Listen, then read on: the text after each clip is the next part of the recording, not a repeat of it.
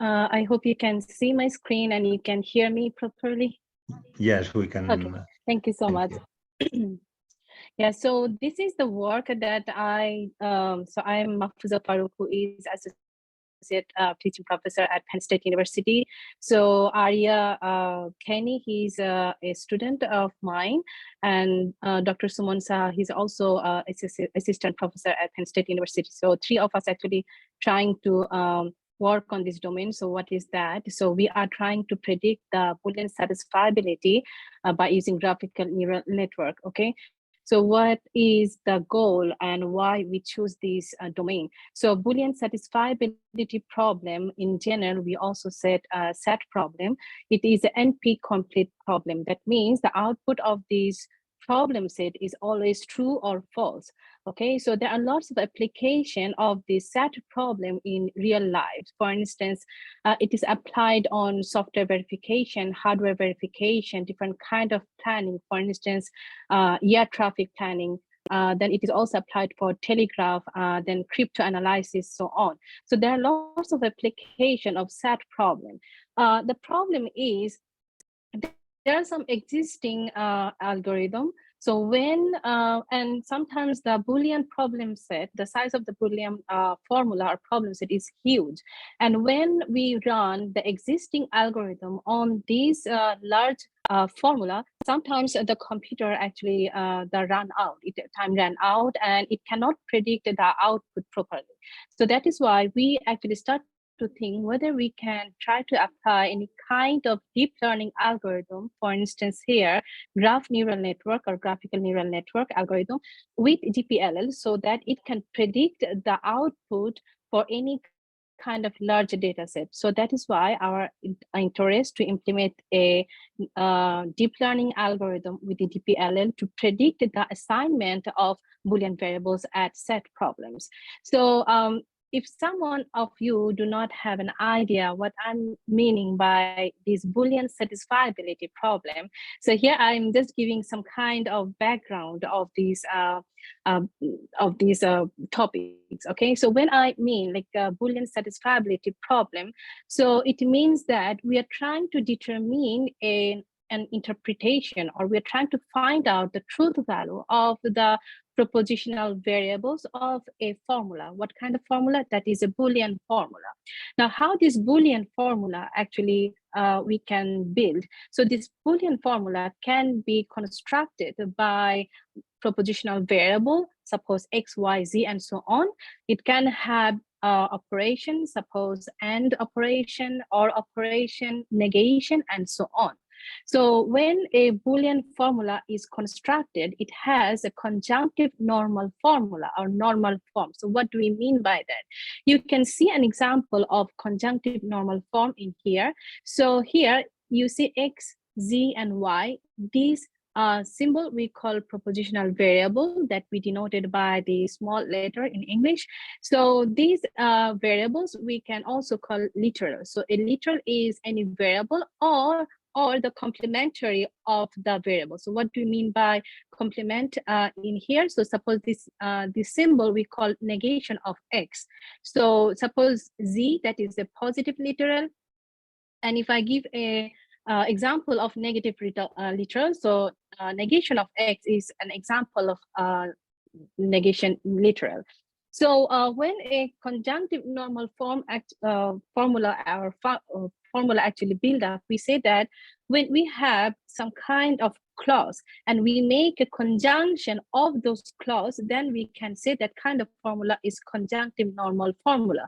So for instance, this first one, sorry about this one. So this one is one clause, and there is another clause that we denoted by negation of Y. So these two clause is connected by this conjunction symbol, and that is why we call this is a conjunctive normal formula or form. So inside this clause, we can see that all these clause here, we have the disjunction of literal. So this symbol, you see that is represented for disjunction. Okay, so here when we create a clause, we say that disjunction of literal is the clause, and this conjunctive normal formula means conjunction of all the clause. So this is how we can actually build up a Boolean formula. So there are lots of algorithms used to solve this kind of formula or this kind of Boolean conjunctive normal form.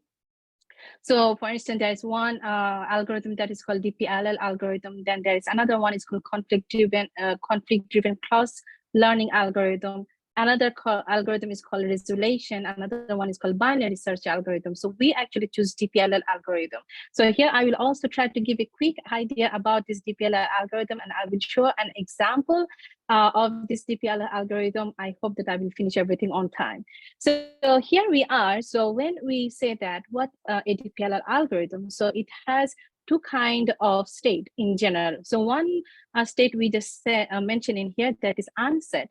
That means when a formula is not true, or when a formula is not satisfiable by assigning any truth value on propositional variable, then we can say that is unsatisfiable formula.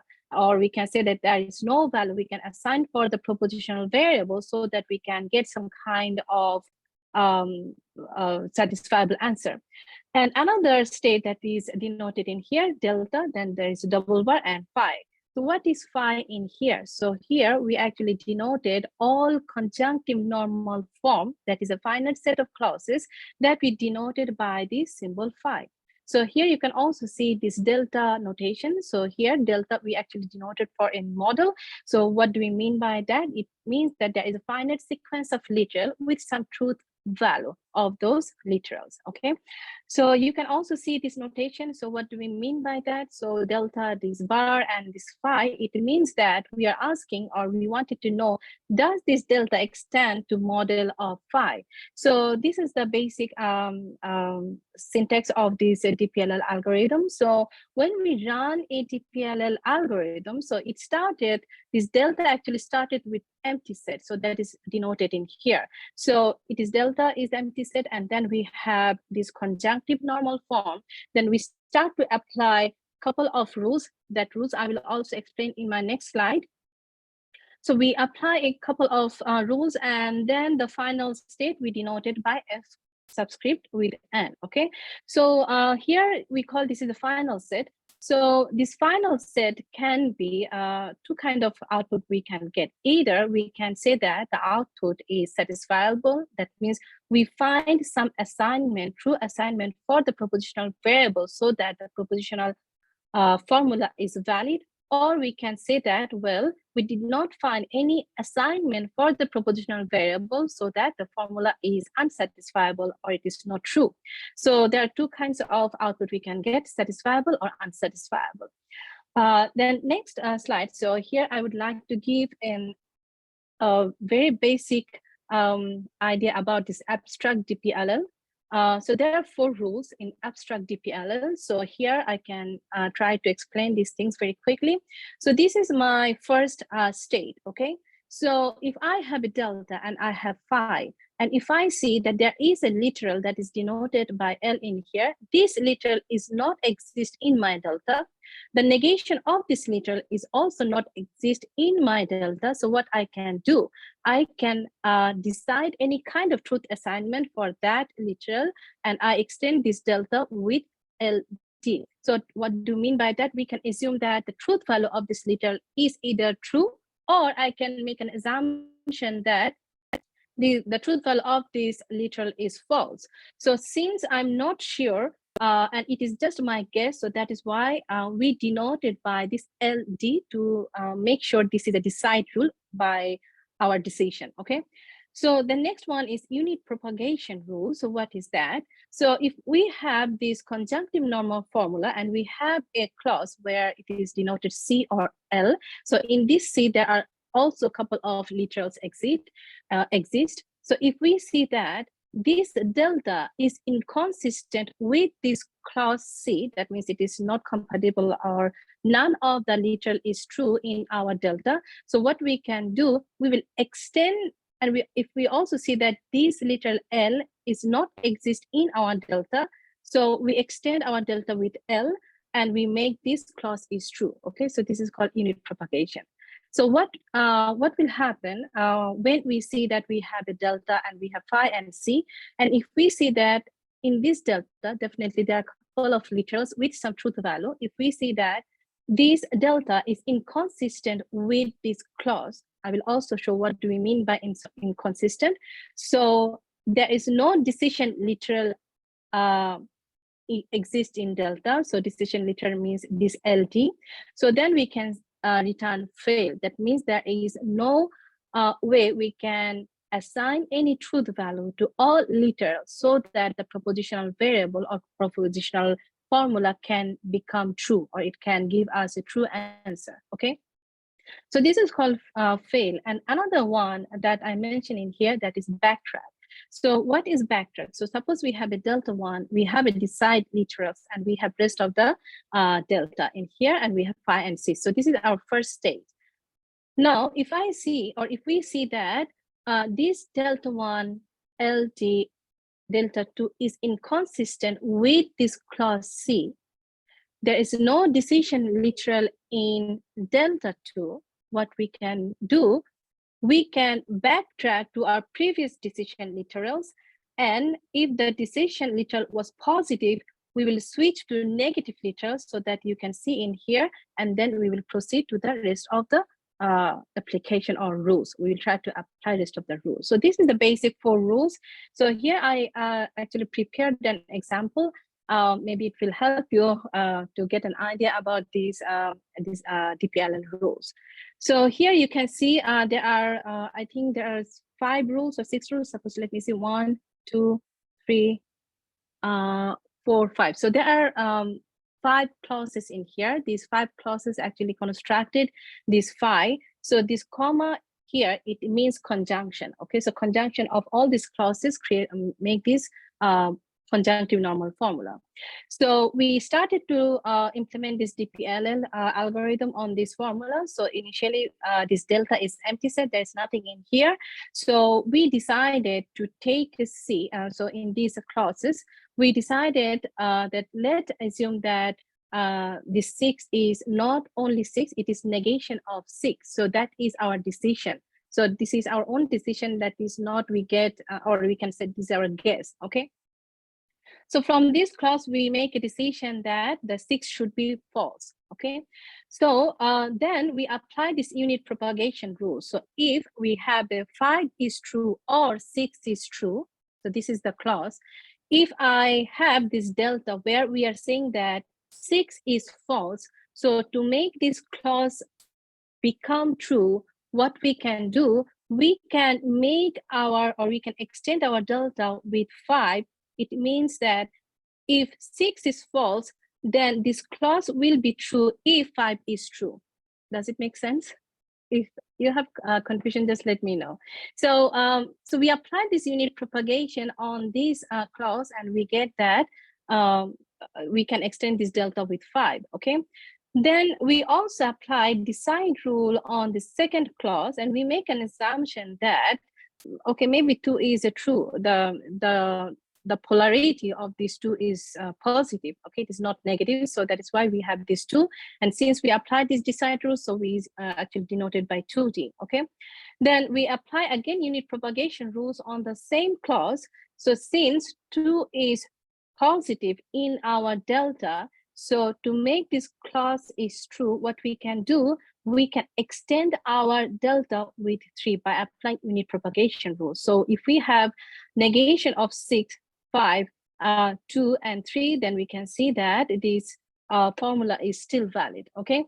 So then what we can do, we cannot apply any decide rules or any, but we can apply unit propagation rules. So we apply unit propagation rules on this third clause. So in this formula, what we can see that in our delta, we have 3 is true, but in this clause, we have negation of 3. So that means it is not consistent with our delta, with our C. Then we can also see that we have 5, positive 5 in our delta, but in our clause, we have negation of 5. So we can also see that, okay, this is not consistent with our delta. So to make this clause to become true, so what we can do by applying unit propagation rules, we extend this delta with negation of 4. So when we extend this delta negation of 4, so we can see that this clause is sorry about this one. So this clause is also true, okay? So with this with this delta, the value we assign for this number, sometimes we assign positive number or negative number. So we see that this whole formula, this conjunctive normal formula is satisfiable, okay? But it is not the case that it is always give us satisfiable. What happens sometimes, we can also see that we have a formula, but that is not satisfiable. That means there is no way we can actually assign any kind of truth value for this propositional variable so that it can say that all the clauses are true. So this is an example of fail. Okay, so this is two example I actually showed to you all. Like one is satisfiable, another one is how can we say or prove that a formula is unsatisfiable when we get the fail. So our main target was to implement this graphical neural network with these, or we can say that we are trying to implement or trying to modify or trying to create a hybrid model with this graphical neural network with DPLL, okay? So neural network is applied in artificial intelligence a lot. So graphical neural network is a new extension of neural network. So here just we have a very brief idea how we can define a graph. A graph is definitely a pair of set and vertices where edges are Cartesian product of two vertices, and small v is definitely denoted by vertices. So that is a very basic thing. So here we can see that we have set problems, right? So these set problems, we can also encode it by undirected graph. So how can we represent that one? So here we say that we can represent a set problem by using bipartite graph. So here you can see the following example. So we have x1, x2, x3, and we have also 5 clauses in here. And this is our conjunctive normal form. So we have x1 or x3, x2 or negation of x3, and negation of x1 or x3, and so on. So this is a conjunctive normal formula. And we can represent this formula by this bipartite graph, where this x1, x2, and x3 is a set of literal, and C1, C2, C3, up to C5 is set of clauses, okay? And when we have this x1, that is a positive literal, is connected with some clause, we actually use the straight line. And when the negation or complement of any literal is connected to any clause, for instance, x3, negation of x3 is connected to x2. So here you can see, so we actually introduce this dotted line, okay? So that's how we actually show the, represent the set problem in graph ways, okay? So we have this architecture and of this graphical neural network. And in this graphical neural network, we implement this DPLL algorithm, and we have seen that we actually get a better prediction when we actually apply this DPLL inside this graphical neural network. Okay, I will not explain much time. So here, what we have done, we actually take 4 larger data sets. So that is mentioned in here. And when we applied these 3 kinds of model, we actually applied on this data set with a different size. Every time we actually get, so this is our work, GNN with DPLL. So we actually get better accuracy than other 2 models. So NeuroSet is also is very famous right now. This set is this kind of model is introduced by people from Stanford. So they actually first introduced this graphical neural network. And we have seen that our GNN with DPLL actually give us much better result than this NeuroSet. For even the size is 10,000 or 15,000, we actually run to 50,000 data. So every case it is giving us a better result. So we also have seen that this GNN with DPLL also give us overall prediction that is 83% times it is giving us a correct answer.